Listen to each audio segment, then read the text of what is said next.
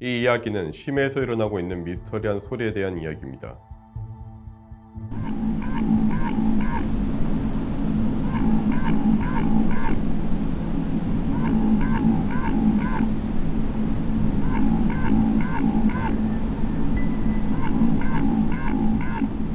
지금 들은 이 소리는 무엇입니까?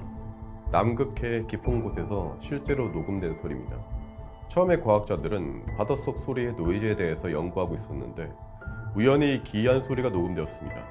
심해는 태양빛이 전혀 닿지 않는 암흑이기 때문에 극도의 생물적 다양성과 과학적 가치를 가지고 있으나 기술의 한계로 접근이 어렵습니다. 수심 10km의 심해는 1제곱센티미터당 거의 1톤 가까이 압력이 가해집니다. 타이타닉호가 3,800m의 심해에 있는데 엄지 손톱에 승용차 380대를 올려놓은 것과 비슷하다고 합니다. 유럽 우주국에 따르면 인간은 이미 10년도 더 전에 화성의 지표만의 90% 이상을 지도화하는 것에 성공했지만 심해는 전체 면적의 5분의 1도 탐사되지 않은 상태입니다.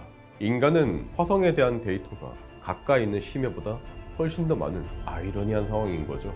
그래서 처음 이 소리가 포착되었을 때 학계는 충격에 빠졌습니다. 마치 누군가가 대화하고 있는 듯한 소리이기 때문입니다.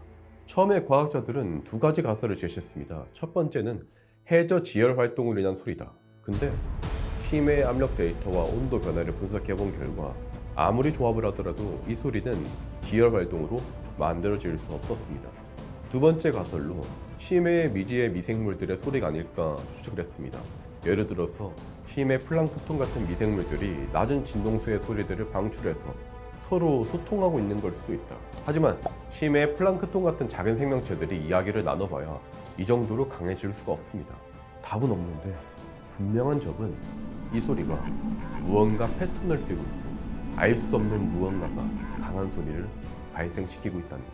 과학자들은 2014년 11월 18일 미국 음량학회에서 이 내용을 공유하며 이 소리의 정체가 플랑크톤 수준이 아니라 더 거대한 무언가의 소리일 수밖에 없다는 것에 모두가 동의했습니다.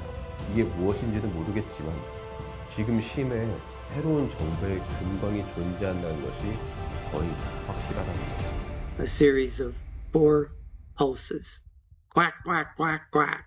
Although we heard the sound in all the experimental recordings, we didn't know what animal was making the sound. 이 소리는 지열 활동도 작은 미생물의 소리도 아니다. 그렇다면 가능한 것은 어떤 거대한 존재의 대화 소리다.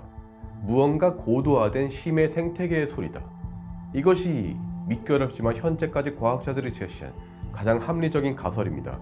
실제로 빅토리아 대학의 해양학자 로스 체프먼은 나는 이 소리가 대화일 수밖에 없다고 믿는다. 가장 놀라운 것은 한 명이 말할 때 다른 이들은 마치 듣고 있는 것처럼 조용하다. 그리고 누군가가 말을 멈추면 다른 사람들이 말을 이어간다. 이것이 대화가 아니라면 무엇인가?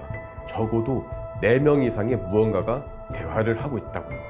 I'll show this fascinating result of a conversation between several speakers, whatever they were, whatever they were, whatever they were. 마치 오리가 꽥꽥 대는 소리 같지만 대화하듯이 반복되는 소리.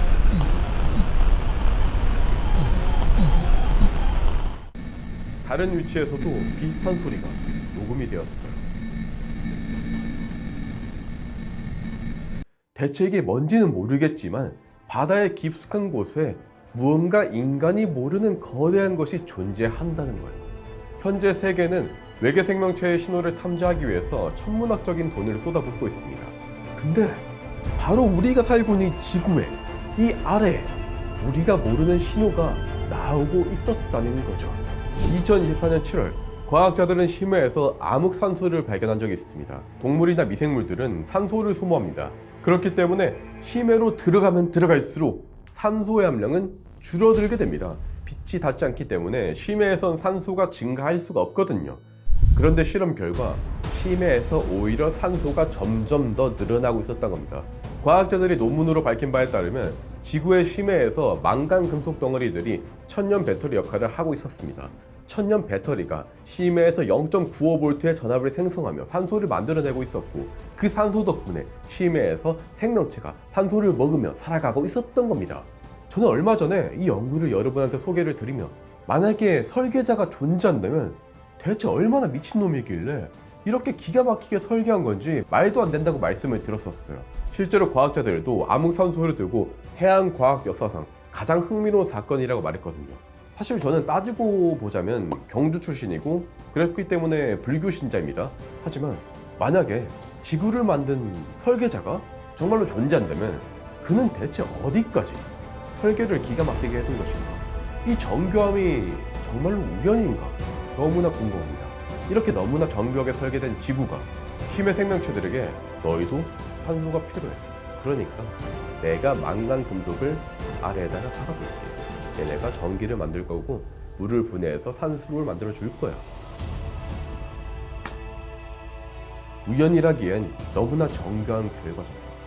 저는 인간의 상상을 뛰어넘을 정도로 너무나 정교하게 설계된 이 지구에서 현할 수 없는 어떤 경이로움을 느낍니다. 그리고 지금도 심해에서는 무언가들의 대화가 이루어지고 있습니다. 과연 이들의 대화 목적은 무엇이고 저 아래 우리가 밝혀내지 못한 것은 무엇일까? 해양학자 로스 체프먼은 말했습니다. 아마 그들은 저녁 식사에 대해 이야기했을 수도 있고 아니면 방금 지나간 거대한 미친 배에 대해서 이야기하고 있었을지도 모른다.